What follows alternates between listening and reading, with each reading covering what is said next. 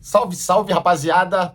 Marquezine na área, passando aqui para falar do nosso Gigante da Colina. Antes da gente falar, pedir para que vocês sigam a gente aqui, que vocês, na verdade, se inscrevam aqui no nosso canal, dá essa moral pra gente aqui. Os 3 Czinhos mágicos, curtir, compartilhar e comentar. Então dá essa moral pra gente aqui. Aí sim, lá nas redes sociais, sigam a gente, Ser Vasco Oficial, C de cerveja, cerveja mais Vasco é a nossa Ser Vasco. Então dá essa moral pra gente lá seguindo e aqui se inscrevendo, dando aquele joinha, dando aquela moral, dando aquele like. Beleza? Então, rapaziada, eu nem quis falar ontem, depois do jogo, né? Eu fui para São Januário, estive lá, tava lá desde cedo. Por primeiro ressaltar o lado positivo do jogo de ontem, que foi o nosso chopinho de pré-jogo.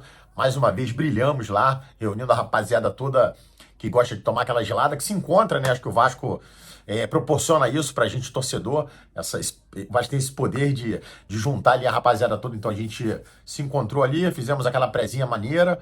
Sabíamos ali o que poderia estar por vir. Mas eu sei que esse momento é muito legal. Agradecer a todo mundo que dá sempre essa moral lá no pré-jogo, no nosso chopinho.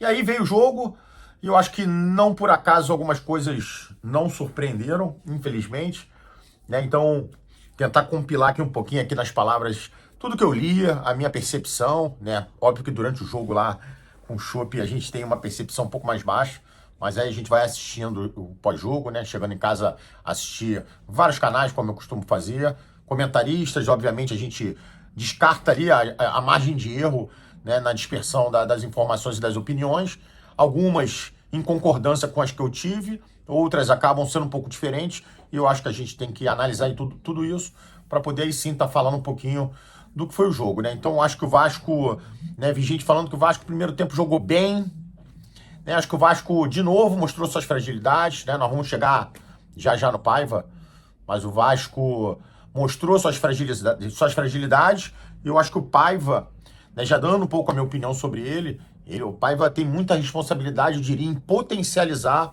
essas fragilidades do time, né, do elenco.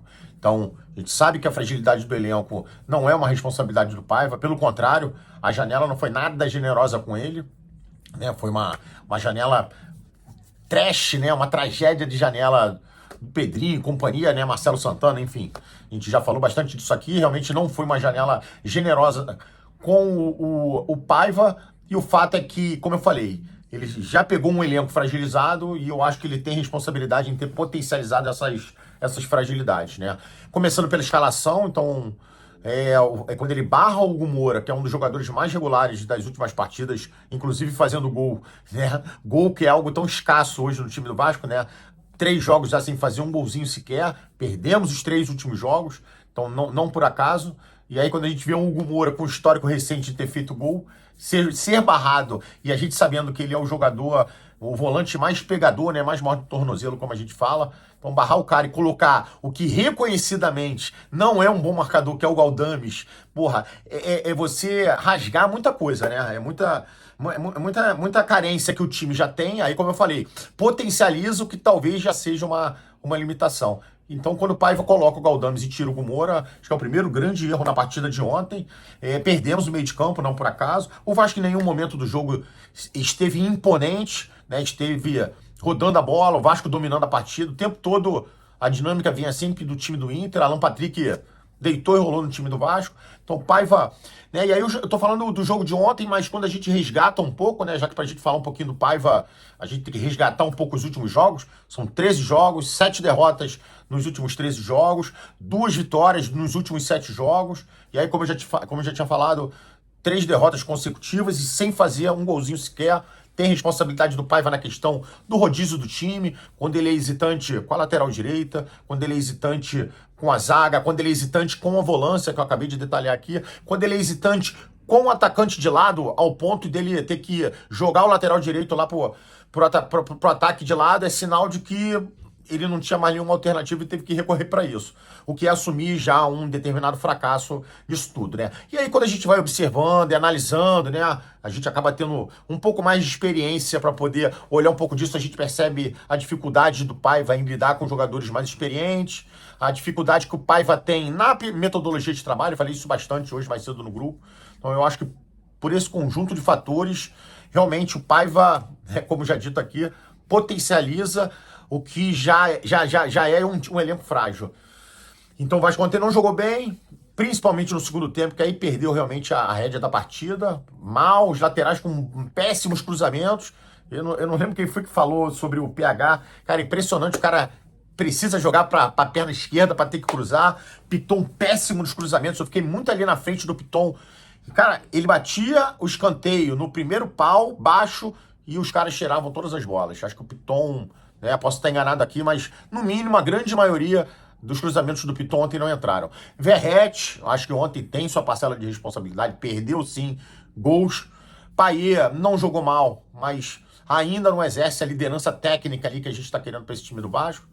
Então, toda essa fragilidade na espinha dorsal, como eu citei aqui, né, cara, na zaga, nos laterais, na volância, no meio-campo, na parte de criação, e aí chegando no ataque, um atacante de lado, né, o Maxime, realmente, cara, eu não entendo o seguinte, cara, quantos suíços já despontaram no futebol brasileiro na história, tá? Eu não tô falando recente, eu não tô falando dos últimos 30 anos, dos últimos 50.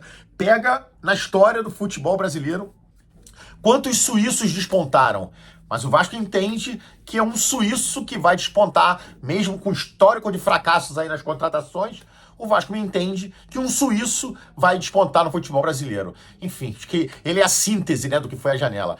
Então, quando a gente volta para análise ali, aí chega no Verratti, que tem um fator de que a bola tem dificuldade de chegar nele, por tudo isso que eu acabei de citar aqui, mas tem, acho que agora, uma fase ruim mesmo que o Verratti atravessa, são 6, 7 jogos, né, sem fazer gol. E eu acho que o nosso Pirata a bola acaba queimando um pouco mais no pé. Ontem ele perdeu 2 chances claras de fazer o gol, responsabilidade dele, né? Não foi um passe mal feito. Ele perdeu 2 gols ontem, né? Então tá devendo, acho que ele sabe que tá devendo pelos últimos posts aí que ele tem colocado. Então, ou seja, o time do Vasco realmente parece ter dado adeus ao Campeonato Brasileiro no que diz respeito a Libertadores. Acho que agora é tentar fechar esses últimos 4 jogos da forma mais honrosa, a minha opinião. Né, e acho que o Vasco vai esperar o jogo de domingo contra o Corinthians. Só um milagre para o Vasco trazer uma vitória de lá.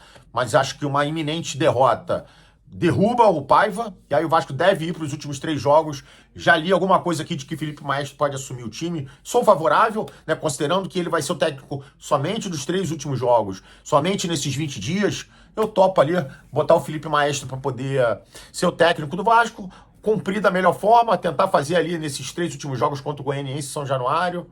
Atlético Mineiro, São Januário e Cuiabá, o último jogo lá, já pega um Cuiabá morto, que o Vasco desses 9 pontos consiga fazer, sei lá, pelo menos 6, que eu acho que já credencia, né, com o que o Vasco tem atualmente, o Vasco para a Sul-Americana. Então é isso, rapaziada, falar um pouquinho disso, e o Paiva, como eu falei aqui, então, no final, minha opinião, acho que ele, independente até do resultado de domingo, tirava o Paiva logo agora, para poder, com tranquilidade, procurar um técnico no mercado, e deixa que o Felipe toma conta ali, quem sabe valoriza a base para esses últimos jogos, e a gente acaba tendo uma surpresa boa, quem sabe, né? Beleza, rapaziada? Mandar um abraço para todo mundo, mandar um beijo para todo mundo, então se inscrevam aqui e sigam a gente lá nas redes sociais. Obrigado pela moral de sempre, um beijo para todo mundo, um ótimo final de semana, e ó, independente da derrota ou vitória, isso aqui vai ser sempre Vasco, porra!